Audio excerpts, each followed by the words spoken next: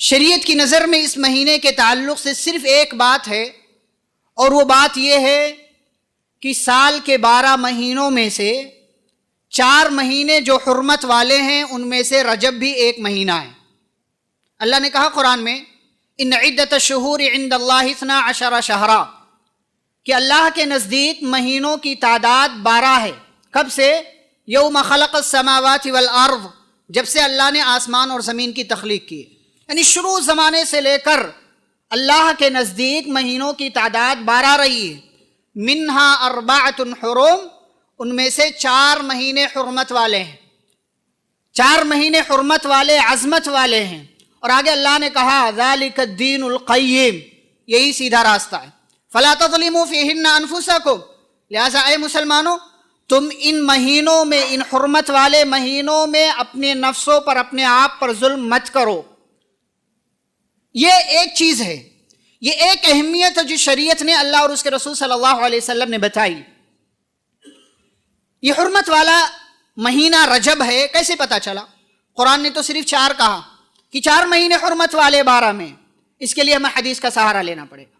پیارے رسول صلی اللہ علیہ وسلم فرماتے ہیں السنۃ 12 شہرا، سال 12 مہینوں کا ہوتا ہے، جن میں سے 4 مہینے حرمت والے ہیں۔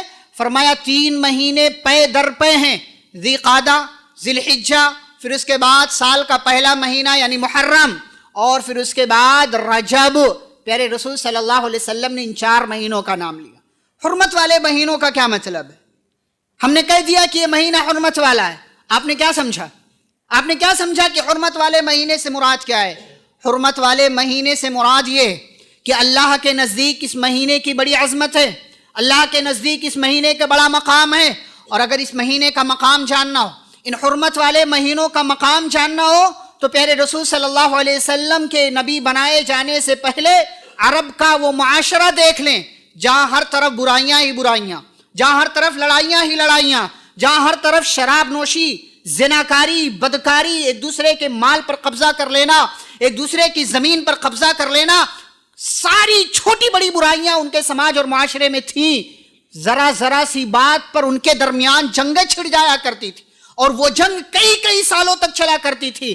لیکن جیسے ہی کسی حرمت والے مہینے کی آمد ہوتی تھی، یہ سارے جنگجو، یہ سارے لڑنے بھیڑنے والے، یہ ہتھیار ڈال دیا کرتے تھے، یہ اپنے آپ پر ظلم کرنے سے اپنے آپ کو روکا کرتے تھے، شراب نوشی سے توبہ کر لیا کرتے تھے، دیگر گناہوں سے باز آ جایا کرتے تھے۔ کیوں؟ اس لیے کہ یہ مہینہ بڑی عظمتوں والا ہے، اس لیے کہ اس مہینے کی بڑی عظمت ہے اللہ کے نزدیک، اور اس مہینے کی حرمت کو، اس کی عظمت کو تسلیم کرنا ہے۔ مشرکین مکہ کے یہاں اس کا خیال تھا، اسی لیے اللہ نے قرآن کی آیت میں کہا فَلَا تَظْلِمُوا فِيهِنَّ أَنفُسَكُمْ، کہ اے لوگوں، اے مسلمانوں، تم ان مہینوں میں، حرمت والے مہینوں میں اپنے نفس پر ظلم مت کرو۔ سوال یہ ہے کہ اپنے نفس پر ظلم کرنا، کوئی گناہ کرنا، یہ سارے مہینوں میں حرام اللہ نے قرار دیا ہے، چاہے آپ رمضان میں کریں، شوال میں کریں، چاہے آپ ربیع الاول میں کریں، چاہے آپ سفر میں کریں، کسی مہینے میں آپ غلطی کریں، کوئی حرام کام کریں، کوئی گناہ کا کام کریں، اس پر آپ کو اللہ کی جانب سے سزا ملے گی۔ ہر مہینے میں اور ہر مہینے کے ہر دن میں اپنے نفس پر ظلم کرنا، گناہ کرنا حرام ہے۔ اللہ نے یہ کیوں کہا کہ فَلَا تَظْلِمُوا فِيهِنَّ أَنفُسَكُمْ، ان 4 مہینوں میں اپنے نفسوں پر ظلم مت کرو۔ کیا بقیہ 8 مہینوں میں ظلم کرو؟ نہیں، خصوصیت کے ساتھ اس مہینے میں یعنی رجب اور ذی قعدہ، ذی الحجہ، محرم میں خاص طور سے اپنے آپ کو گناہوں سے باز رکھو اور نیکیوں کے کام کرنے کی کوشش کرو۔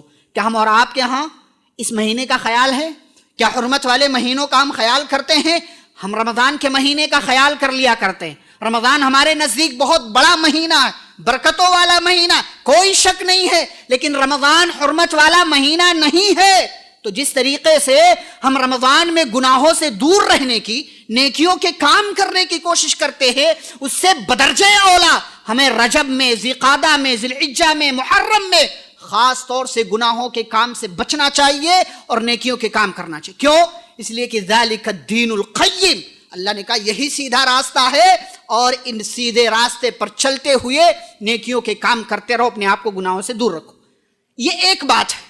جو شریعت نے رجب کے مہینے کے تعلق سے بیان کی ہے کہ رجب یہ حرمت والا مہینہ ہے، لہٰذا اس حرمت والے مہینے کا خیال رکھو، ظلم مت کرو، نیکیوں کے کام زیادہ سے زیادہ کرو۔